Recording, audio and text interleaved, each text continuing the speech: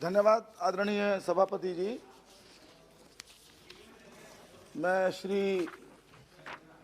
रितेश कुमार पांडे जी द्वारा जो प्रस्तुत प्रस्ताव है वेलफेयर ऑफ आंगनवाड़ी वर्कर्स उसके संबंध में पिछले सत्र में बोल रहा था। अपनी बात को आगे बढ़ाते हुए मैं कुछ और निवेदन करना चाहता हूं।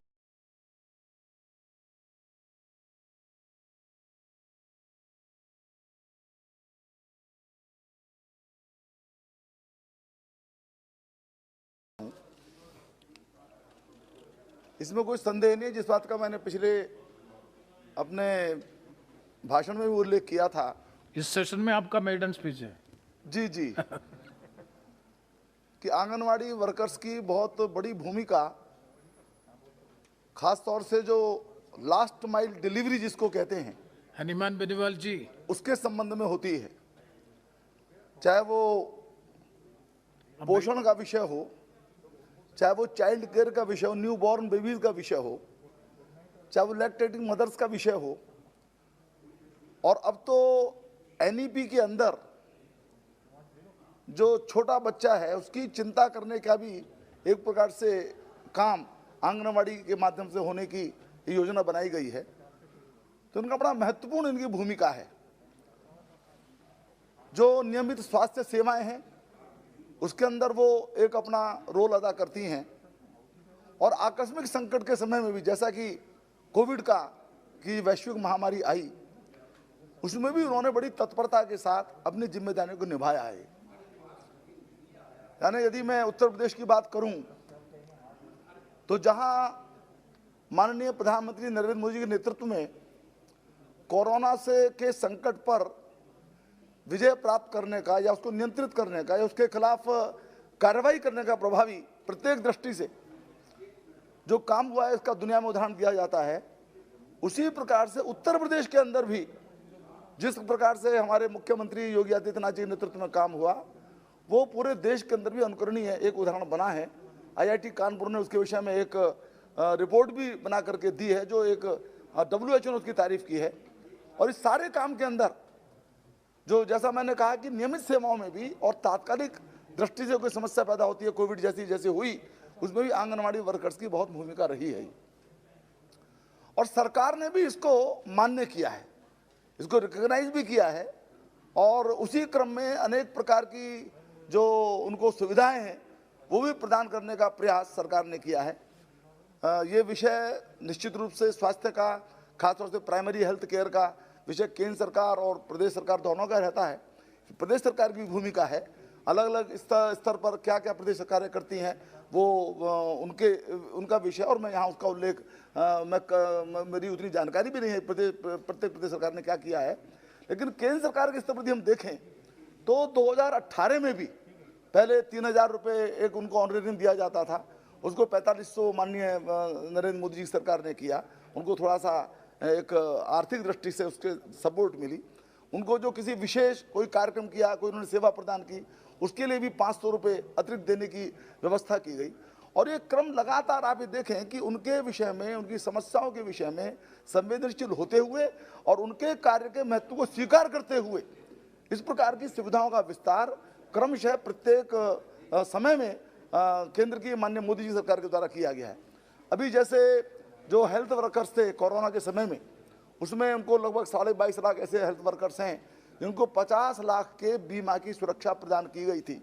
उसमें ये जो हमारी इनकी गिनती इसमें नहीं जोड़ी गई थी, तो हमारी सारी जो ये आंगनवाड़ी कार्यकर्ता हैं या आशा वर्कर्स भी हैं, उनको भी दायरे के अंदर लिया गया है। तो आज उनको 50 लाख का एक सुरक्षा बीमा उपलब्ध है काम करते समय, ये जैसे एक सुविधा दी गई है।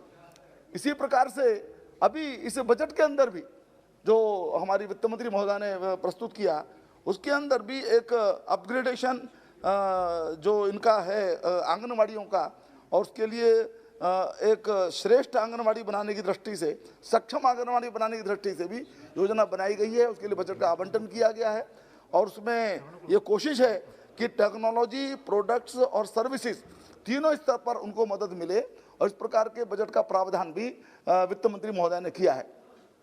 संक्षेप में मैं ये कहना चाहता हूँ कि आंगनवाड़ी कार्यकर्ताओं की, वर्कर्स की जो भूमिका है उसके महत्व को सरकार ने स्वीकार भी किया है, उसको सम्मानित भी किया है और उनकी सुविधाओं को बढ़ाने का एक कोशिश भी की है।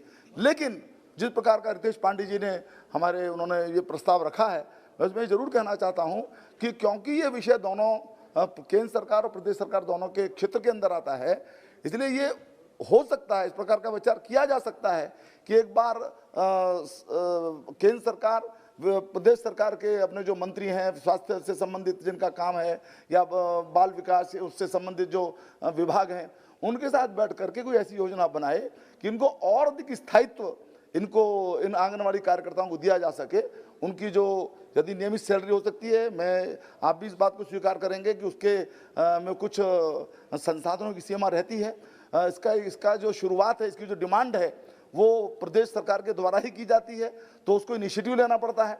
तो जो भी हो, एक बैठ करके इस संबंध में ऐसी योजनाएं की जाएं कि उनको और अधिक सुविधा मिले और अधिक वो सक्षमता के साथ सेवा कर सकें।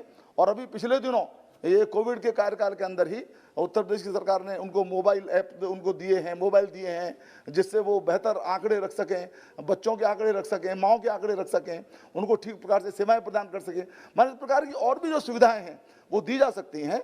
और निश्चित रूप से ये महत्वपूर्ण विषय है, केंद्र सरकार और प्रदेश सरकार बैठ करके इसके ऊपर निर्णय करें और इनकी सुविधाओं का विस्तार हो। इतना ही कह करके आपने मुझे समय दिया, मैं अपनी बात समाप्त करता हूँ और आपका धन्यवाद करता हूँ। Thank you Agarwal ji.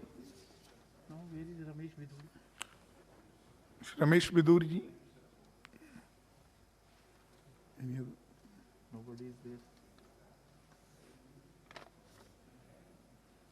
Kanakmal Katara. Mister Katara.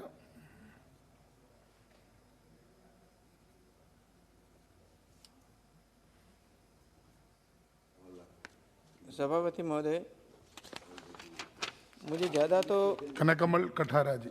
हाँ, यस, ओके, प्लीज। ज़्यादा तो मुझे कुछ कहना नहीं है, परंतु जिस तरह से आंगनवाड़ी कार्यकर्ताओं को इसमें उनकी दशाओं के सुधार के लिए जो कदम उठाए जाने हैं, इसके बारे में मैं कुछ बातें कहना चाहूँगा कि आंगनवाड़ी कार्यकर्ताओं को रोजगार के निमित्त रूप से उनका मानदेय से बदलकर वेतन करना ये निश्चित रूप से बहुत ही आवश्यक है। इन्हें स्थायी करना चाहिए। भुगतान समय पर नहीं होता है, सेवा का कार्य ज़्यादा है, मानदेय कम है, उन्हें स्थायी कर मानदेय बढ़ाने की आवश्यकता इसमें लगती है।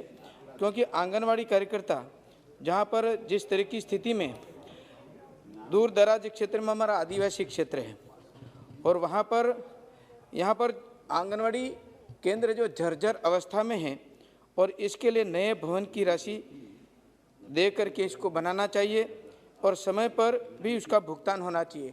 दूर दराज क्षेत्र में कहीं किराए पे देते भी नहीं और किराए के मकान भी नहीं मिलते। ऐसी परिस्थिति में बहुत ही परेशानी रहती है, इसकी व्यवस्था होनी चाहिए। आंगनवाड़ी कार्यकर्ता का चयन यह जो करने की जो प्रक्रिया है, उचित समय पर चयन करना, नियमानुसार चयन नहीं होने से आंगनवाड़ी कार्यकर्ताओं को परेशानी रहती है, जिसे समयबद्ध प्रक्रिया के लिए प्रतिबद्ध करना चाहिए। धात्री माताओं एवं आंगनवाड़ी केंद्र गर्भवती माता, बच्चे और उनके वजन और पोषाहार की व्यवस्था सुचारू रूप नहीं हो रही है, उसे व्यवस्थित करना चाहिए। पोषाहार व्यवस्था सुचारू रूप के करने के लिए जिस प्रकार की परेशानियां उस क्षेत्र में आती हैं, पूरे देश में हैं, क्योंकि निचले स्तर पर उस आंगनवाड़ी कार्यकर्ता के लिए इतनी परेशानी होती है, इतने काम लाद दिए जाते हैं और बड़ी हैरानी सी महसूस करती है, जिसके कारण से उसकी व्यवस्था करना बहुत ज़रूरी है। मानदेय बहुत कम भी है और उनको स्थायी करने की आवश्यकता इस समय लगती है, क्योंकि वो यह कम मानदेय में इसलिए जो नौकरी करती है कि कम से कम यह मैं स्थायी रूप से यहाँ हो जाऊँगी और मेरे परिवार का पालन पोषण कर सकूँगी। इसी आशा के साथ में वो कम मानदेय में भी काम करती रहती है। तो मेरा निवेदन है कि इसमें इस प्रकार की ओर ध्यान दिया जाए और जिस तरह से शुद्ध पेयजल और जिस प्रकार की व्यवस्था होनी चाहिए उस आंगनवाड़ी सेंटर पर भी नहीं होता। और निश्चित रूप से जो मैं निवेदन करना चाहूँगा कि आंगनवाड़ी सेंटर बहुत उस क्षेत्र में जर्जर अवस्था में और नए बनाने की आवश्यकता है, उसकी भी पूरी राशि अलॉटमेंट करके ये बनाना चाहिए, तभी जा कर के यह काम निश्चित रूप से होगा। और अधिकतर चयन प्रक्रिया में ये होता है जहाँ राजनीति के दबाव, जैसे साल भर और 1.5 साल 2 साल तक ये प्रक्रिया चलती रहे तो उस आंगनवाड़ी सेंटर चलता कैसे होगा। इसलिए कोई सरल प्रक्रिया बनाई जाए जिसके कारण से यह व्यवस्था सही ढंग से चल सके। बहुत बहुत धन्यवाद। Thank you. श्री रमेश बिदु।